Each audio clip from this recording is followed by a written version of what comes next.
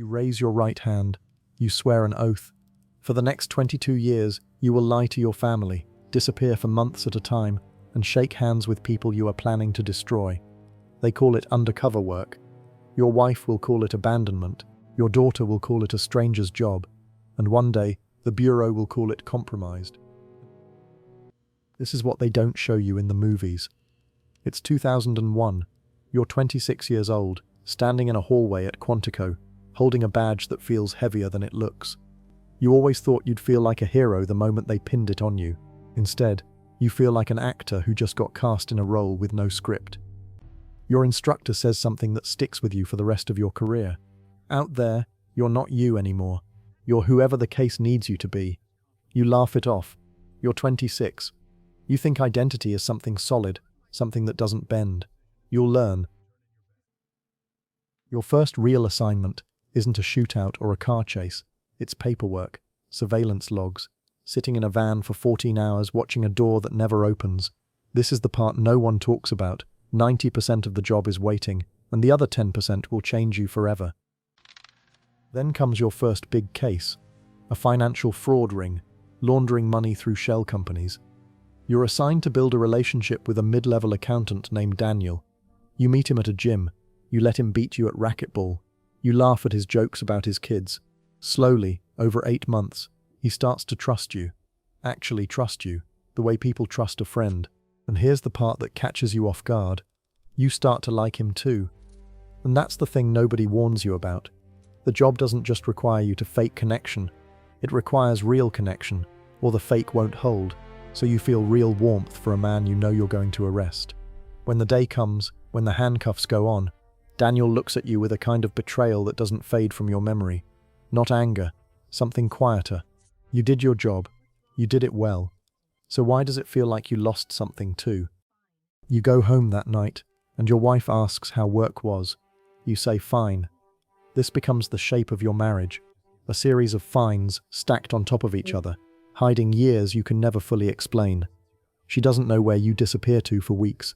She doesn't know the names of the people you've pretended to be. Your daughter is born during a case. You miss the first 4 months of her life because you're 3 states away, embedded in a group you're building a case against. When you finally hold her, you feel the strangest mixture of love and guilt you've ever experienced, because some part of you knows this will keep happening. The job doesn't pause for birthdays. It doesn't pause for anything. By your 12th year, you're not the same person who raised his hand at Quantico. You've built and dismantled 6 identities. You've infiltrated a drug operation, a domestic extremist cell, and a human trafficking ring that still visits you in your sleep sometimes. You've seen things that don't leave when the case closes. And here's the twist nobody prepares you for. The more identities you build, the harder it becomes to remember. There's a night, deep undercover in your longest assignment, 18 months embedded with an organized crime unit, when your handler calls to check in, and you almost don't respond in your own name. Just for a second. Your brain reaches for the fake name first. That's when the fear sets in. Not fear of the criminals, fear of yourself. Fear that somewhere along the way, the mask became the face. The case that breaks you isn't even the most dangerous one. It's a quieter case. Corruption inside your own agency. You uncover evidence that a fellow agent has been feeding information to the people you're investigating. You do everything right. You report it through the correct channels. And for 8 months, you watch the Bureau protect itself instead of protecting the truth. Your case gets buried under bureaucracy and reputation management. This is the moment you understand something that changes how you see everything. The system you swore to serve is not always the same as justice.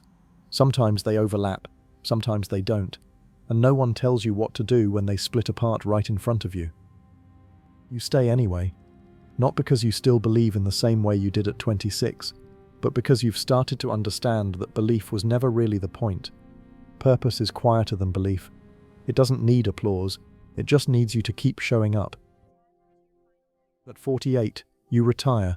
There's no parade, no cinematic walkout, just a small gathering, a cake, a few colleagues who understand what you gave up in ways your family never fully could.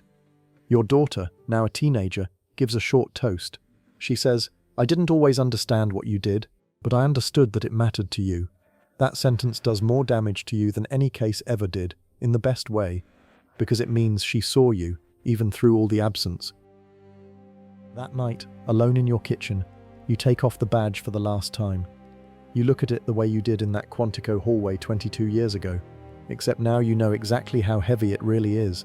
You spent 2 decades becoming other people, so you could protect people who never knew your real name. And somewhere in that trade, you lost track of parts of yourself you're still trying to find. But here's what you finally understand. Sitting in that quiet kitchen, the job never asked you to disappear completely. It asked you to come back, every single time. And you did. Every single time, you came back. A little more worn, a little more complicated. That's the part they never put in the movies. Not the chase, not the badge, the coming back.